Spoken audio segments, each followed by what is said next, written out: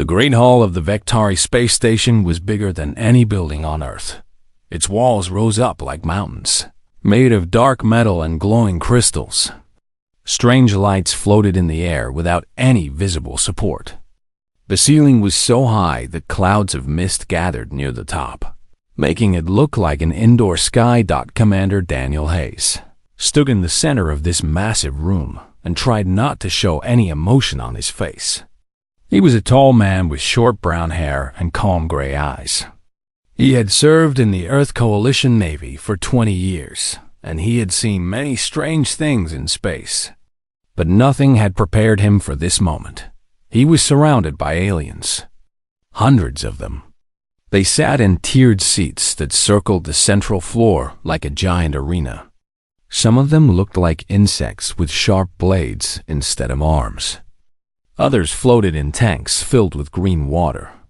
A few were so strange that Daniel could not even tell which part was their head. Standing beside him was Lieutenant Katie Morgan, a security officer. She was shorter than Daniel, with red hair tied back in a tight bun and sharp green eyes that never stopped moving. She stood with her hands behind her back, looking relaxed. But Daniel knew that she was watching everything and everyone in the room. They were the only two humans on a station filled with creatures who thought of humanity as nothing more than insects themselves. Vektari were the rulers of this part of the galaxy. They were tall beings that looked like a mix between a praying mantis and a nightmare. Their bodies were covered in hard black shells, and instead of hands, they had long blades that could cut through metal. Their heads had huge compound eyes that saw in every direction at once. When they moved, their legs made clicking sounds on the floor. High Arbiter Zethkor was the leader of the Vektari. He sat on a throne made of bones at the highest point of the room. His body was larger than the other Vektari, and his blade arms were longer and sharper. Golden symbols were painted on his shell, marking him as royalty. When he looked down at the two humans, his eyes showed nothing but contempt. Daniel had been summoned here to receive an ultimatum. The Vektari wanted humanity to surrender its outer colonies. They wanted humans to give up the planets they had worked so hard to settle. They wanted Earth to bow down and accept Vektari rule. This was not a negotiation. This was a threat. A small device floating near Daniel's ear translated the alien speech into English. He listened as the Vektari spoke about their great empire. They talked about the hundreds of species they had conquered. They described what happened to those who refused to submit. Their words were meant to create fear. Daniel did not feel fear. He felt something else entirely. He felt the quiet confidence of a man who knew a secret that his enemies did not. The Vektari had studied humanity before this meeting. They had learned about human technology, which was less advanced than theirs. They had learned about human history, which was full of wars and conflicts. They had learned about human politics, which seemed chaotic and divided. Based on all of this, they had decided that humans were weak, but they had missed something important. They had not studied human bodies. They had not learned about human reflexes or human endurance. They did not know that Earth was what galactic scientists called a Class 12 death world, one of the most dangerous planets that could still support life. On Earth, the gravity was strong enough to crush many alien species. The atmosphere contained a gas called oxygen that was poison to half the beings in this room. The planet was covered with predators, diseases, natural disasters, and extreme temperatures. And yet humans had not just survived there. They had thrived. They had spread across every corner of their deadly world. They had hunted their predators to extinction. They had bent nature itself to their will. The aliens in this room saw two soft-skinned creatures with no claws, no shells, and no natural weapons. They saw weakness. They could not have been more wrong. Ambassador Nethzara of the Velamai watched the two humans with growing unease. Her species had the ability to sense emotions, and what she felt from the humans disturbed her deeply. There was no fear coming from them, There was no desperation or panic. Instead, she sensed something old and dangerous. Something that reminded her of the great hunting beasts that had once roamed her own world. She tried to warn the Vectari through diplomatic channels, but they ignored her. The Vectari were too proud to listen to the concerns of a lesser species. They were certain that they knew everything worth knowing about humans. High Arbiter Zethkar rose from his throne and began to descend the steps toward the central floor. His blade arms clicked together as he moved, making a sound like knives being sharpened. The other aliens in the room grew quiet. They knew what was coming. They had seen this ritual many times before. When a species refused to submit, the Vectari demonstrated their power. They showed why resistance was foolish. They made an example that other species would remember. Daniel watched the alien leader approach. He did not step back. He did not show any sign of nervousness. Beside him, Katie remained perfectly still, her eyes tracking every movement of the Vectari's bladed limbs. The translator device rendered Zethkar's words into English. Your silence tells me everything I need to know, human. You are afraid to speak. You know that your species has no hope against the Vectari Empire. Daniel took a slow breath. I am not afraid, High Arbiter. I am simply waiting for you to finish talking. A ripple of shock went through the room. No one spoke to the Vectari this way. No one had ever dared. Zethkar stopped just a few meters away from Daniel. Up close, the alien was terrifying. His blade arms were longer than swords, and they looked sharp enough to cut through stone. His compound eyes reflected Daniel's face hundreds of times. You will regret those words, human, Zethkar said. You will regret them for the rest of your very short life. Daniel smiled. It was a small smile, barely visible, but it was there. And something about that smile made Ambassador Nethzaro want to flee the room. Because the emotion she sensed behind it was not bravery or foolishness. It was anticipation. The humans were not afraid of what was about to happen. They were looking forward to it. The silence in the great hall was so complete that Daniel could hear his own heartbeat. Every alien in the room was watching him. Some were leaning forward in their seats. Others were already preparing to look away, not wanting to see what the Vectari would do to the foolish human who had dared to speak back. High Arbiter Zethkar stood before Daniel like a tower of black armor and sharp edges. His compound eyes reflected the floating lights of the hall.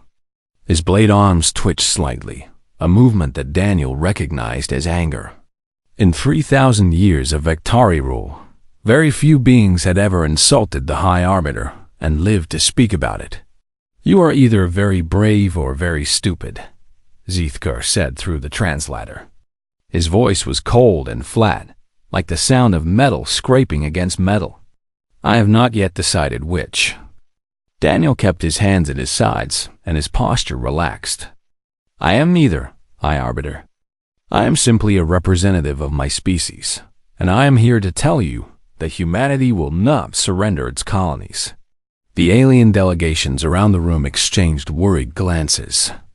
The Marvani ambassador, a creature that looked like a giant jellyfish floating in a tank of green water, bubbled something to his aides. The Pelori, small furry beings no taller than human children, huddled together and whispered in their squeaking language. Everyone could feel that something terrible was about to happen. Zethkar's mandibles clicked together in what passed for laughter among the Vectari. Your species has only been traveling between stars for 200 years. We have ruled this sector of space for 3,000. You have a handful of colony worlds. We have thousands. Your fleet is measured in hundreds of ships. Ours is measured in millions. And yet you stand here and refuse our generous offer of protection. It was not an offer, Daniel said calmly. It was a demand for surrender. There is a difference. The difference does not matter. The result will be the same. Zethkar took another step closer. He was now so close that Daniel could see his own reflection in the alien's dark eyes. Every species in this room has accepted Vektari rule. The Marvani submitted after we boiled 3 of their ocean worlds. The Cathari joined us after we destroyed their home fleet. The Pelori did not even fight. They simply begged for mercy. He gestured with one blade arm at the assembled aliens. They are all still alive because they understood their place in the universe. They understood that the Vektari are supreme. They understood that resistance is not just foolish, but impossible. Katie Morgan had not moved since the conversation began. She stood like a statue beside Daniel, her green eyes fixed on Zefkor. The aliens who noticed her assumed she was frozen with fear. They thought she was too terrified to move or speak. They were wrong. Katie was not afraid. She was calculating. Her eyes tracked every movement of Zethkar's blade arms. She noted the way he shifted his weight, the way his limbs tensed before he moved. She was reading his body language the way a hunter reads. The movements of prey. Ambassador Nethzar of the Volnai was watching Katie with growing concern.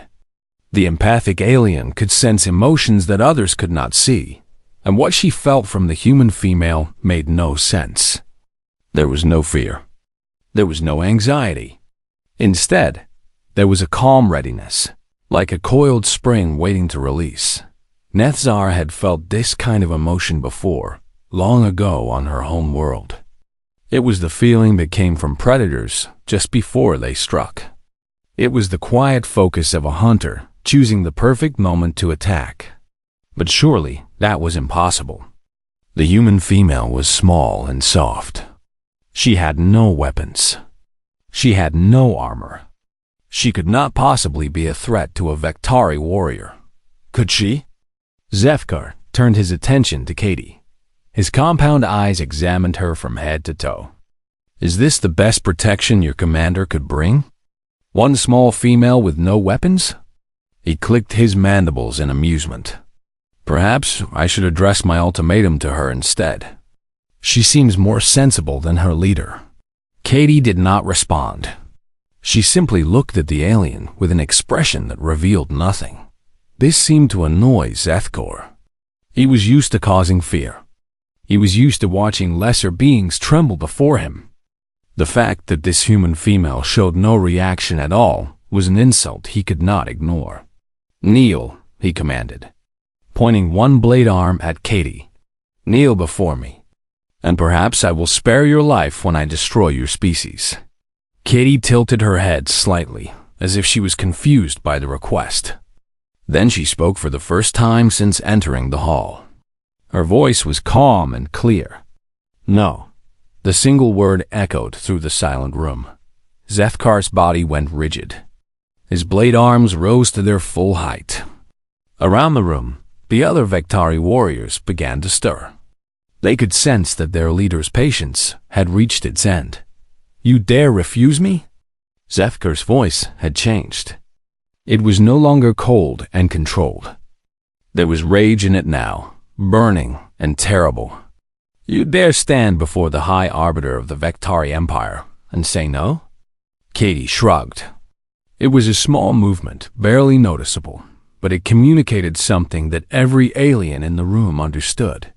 She was not impressed. Daniel watched the exchange with quiet satisfaction.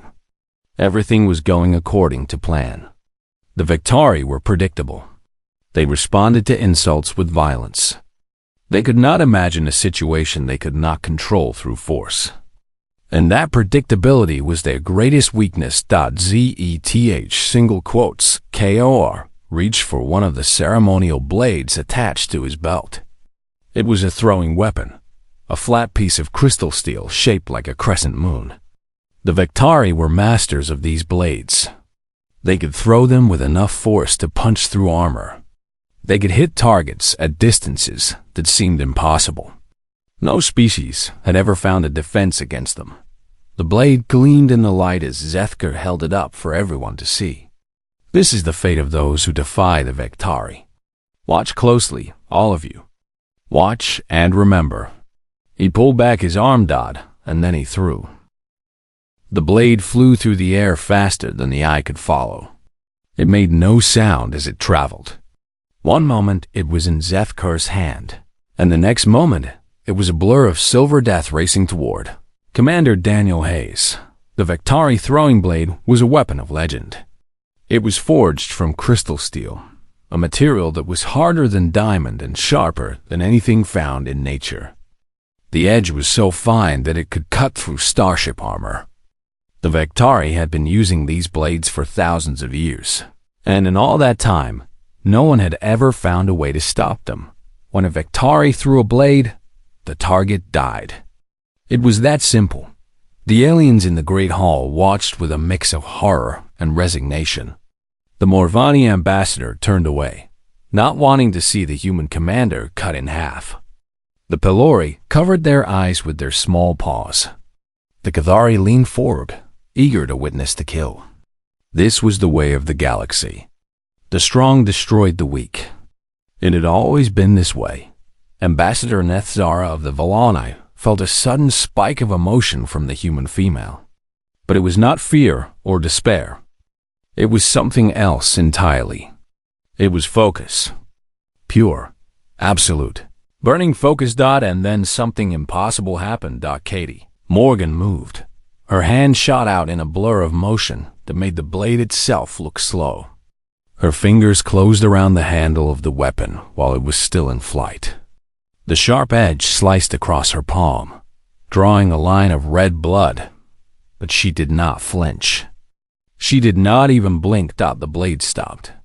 It rested in Katie's hand as if it had always been there, as if she had simply plucked a flower from a garden instead of catching a weapon that traveled faster than most species could see. For a long moment, no one in the hall moved or spoke. The silence was so deep that it felt like the air itself had frozen solid. Katie looked at the blade in her hand. She turned it over slowly, examining the craftsmanship. A drop of blood fell from her palm and landed on the polished floor with a soft sound that echoed through the massive room. "Nice balance," she said. Her voice was casual, almost bored. "A little light for my taste, but not bad." High Arbiter Zethkar stood frozen in place. His blade arm was still extended from the throw. His compound eyes were fixed on the impossible sight before him. In 3,000 years, no one had ever caught a Vektari blade. It could not be done. The physics of it made no sense. The blade moved too fast. The human's reaction time should not have been quick enough. And yet, there she stood, holding his weapon as if it was nothing. A tremor ran through Zethkar's body. It started in his legs and moved upward until his entire frame was shaking. This was not anger. This was fear. True, genuine, primal fear.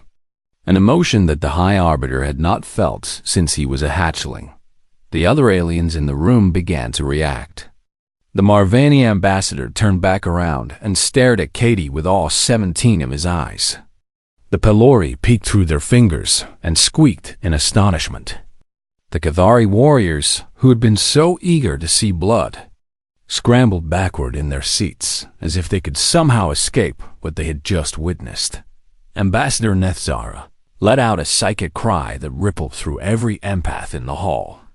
She had finally understood what she had been sensing from the humans all along. They were not prey pretending to be brave.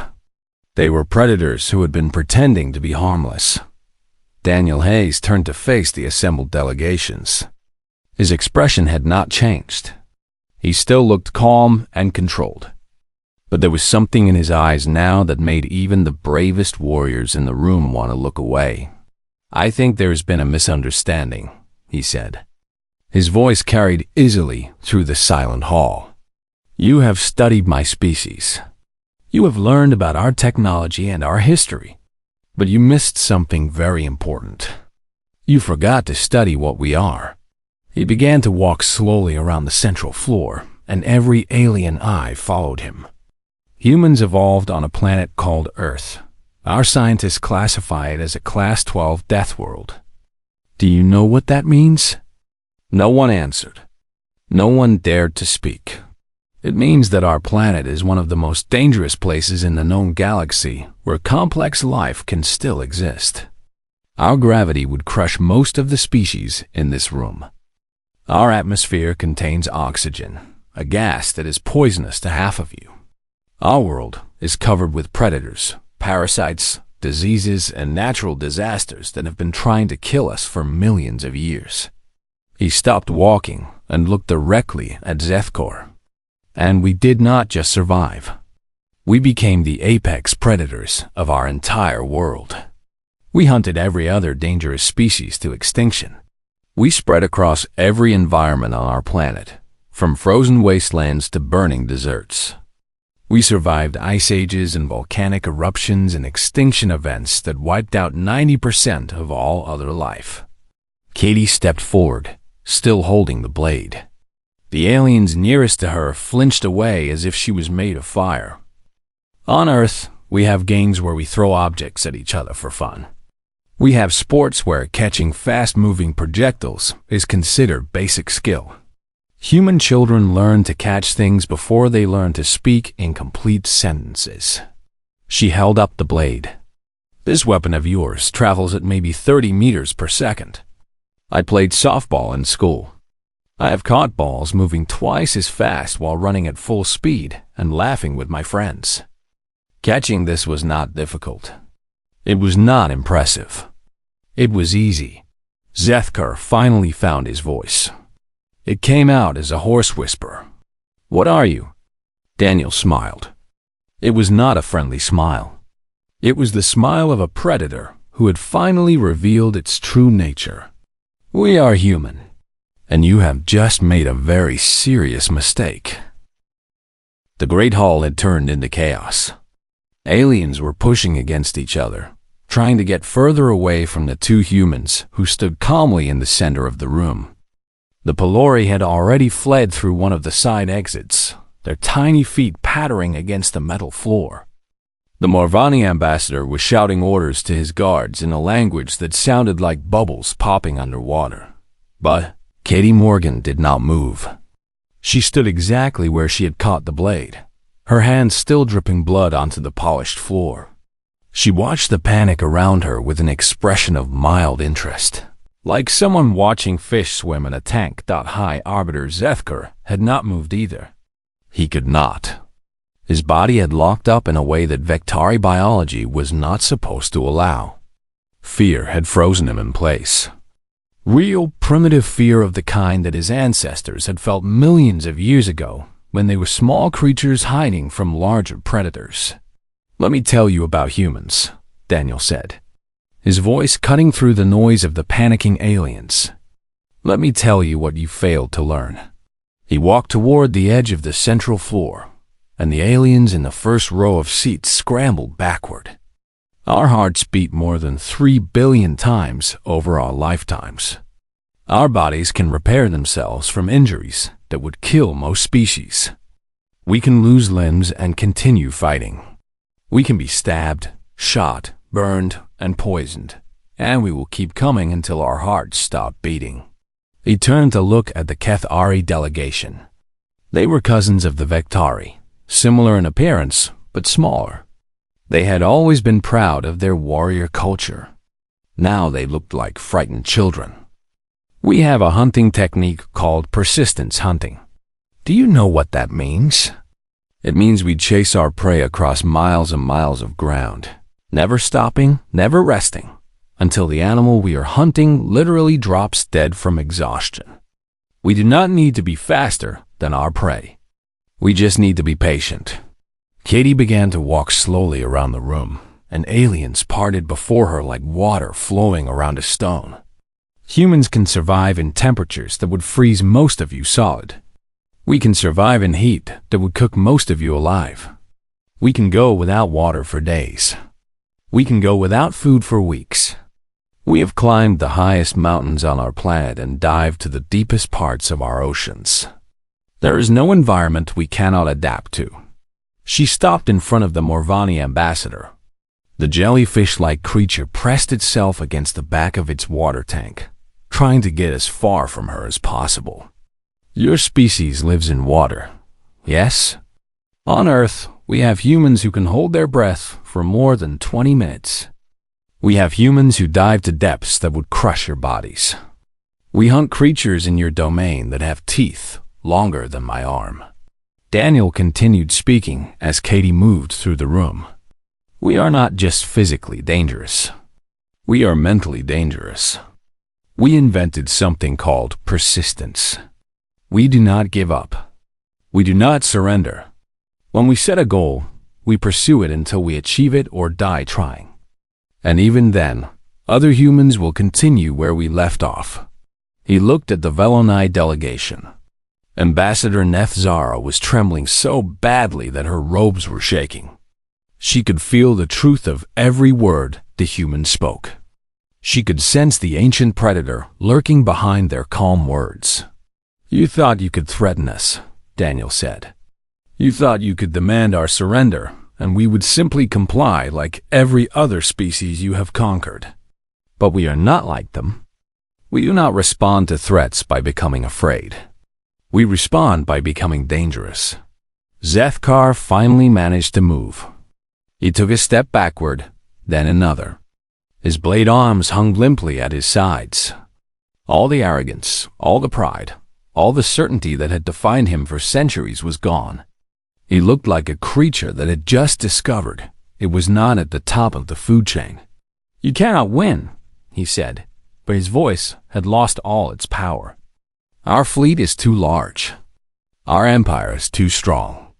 Even if your soldiers are formidable, numbers will overwhelm you. Katie laughed. It was a short, sharp sound that made several aliens nearby flinch. Numbers? You think numbers matter against humans? She shook her head. Let me tell you about human warfare.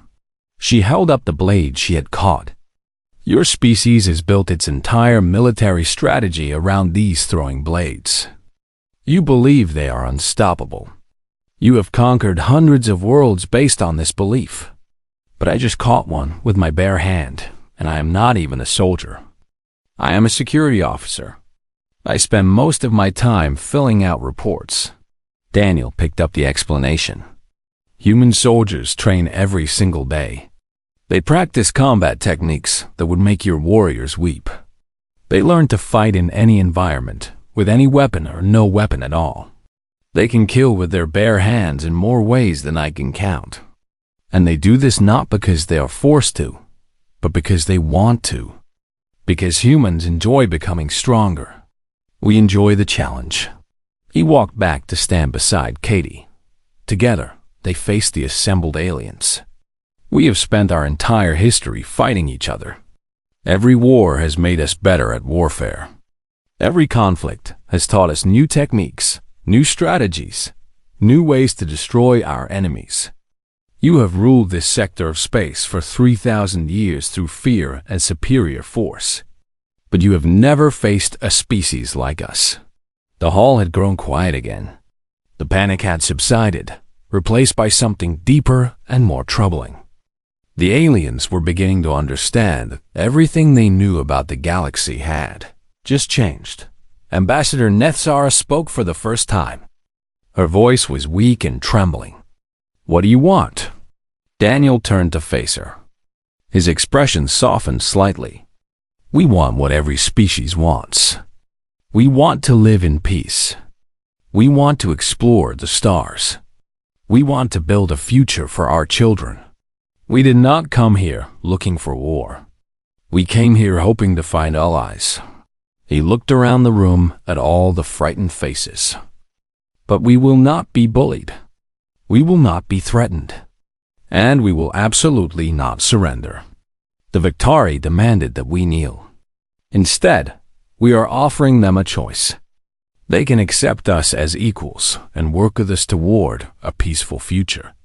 Or they can learn what happens when humans decide that someone is an enemy. He let the words hang in the air for a long moment. The choice is yours. 3 hours after Katie Morgan caught the Victari blade, a new treaty was signed in the Great Hall. It was not the treaty of surrender that the Victari had expected. It was something they had never offered to any other species in 3 Thousand years of empire. It was a treaty between equals. The document recognized human sovereignty over all existing Earth colonies. It established formal diplomatic relations between the Earth Coalition and the Galactic Concordat. It created trade agreements and scientific exchanges. And most importantly, it included a mutual defense pact. If any species attacked humanity, the Vectari would be obligated to come to their defense. The same applied in reverse. High Arbiter Zethkar did not attend the signing ceremony. He had retreated to his private quarters immediately after Katie's demonstration and had not emerged since. His aides reported that he had not spoken a single word. The psychological impact of watching a soft-skinned human do something that violated every belief he held about the universe had broken. Something deep inside him. Second Arbiter Kethfall signed the treaty on behalf of the Vectari Empire. His hands trembled slightly as he pressed his seal into the document. He kept glancing at Katie, who stood quietly beside Commander Hayes with a bandage wrapped around her cut palm. The wound had already stopped bleeding. Human healing abilities were apparently just as impressive as their reflexes. The other alien delegations signed their own treaties with humanity over the following days. The Morvani agreed to share their knowledge of underwater construction. The Velonai offered their empathic abilities to help with diplomatic negotiations. Even the Cathari, proud warriors who had initially dismissed humans as weak, asked to send observers to human military academies. The Pelori came out of hiding long enough to approach Katie with a gift. It was a small crystal pendant, one of the most valuable items their species possessed. They gave it to her with shaking hands and tear-filled eyes. When she asked why, their translator rendered their response as a single word.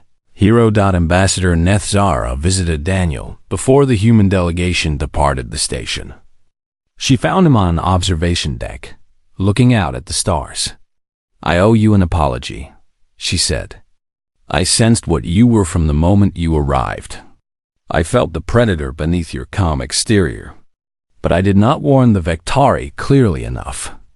I did not believe what my own senses were telling me." Daniel turned to face her.